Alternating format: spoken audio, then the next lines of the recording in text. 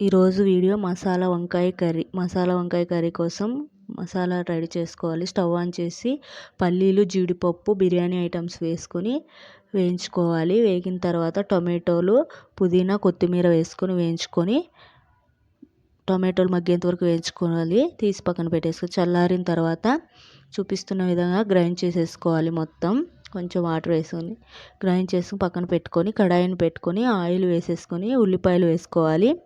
ఉల్లిపాయలు మగ్గిన తర్వాత అల్లం వెల్లుల్లి పేస్ట్ వేసేసుకొని ముందుగా రెడీ చేసి పెట్టుకున్న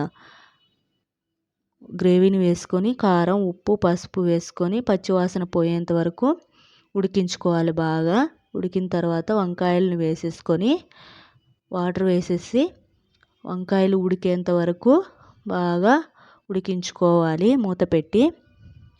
అంతే, రెడీ అయిపోయింది. అన్నంలోకి, చపాతీలోకి సూపర్ టేస్టీగా ఉంటుంది వంకాయ గ్రేవీ మసాలా కర్రీ. ఒకసారి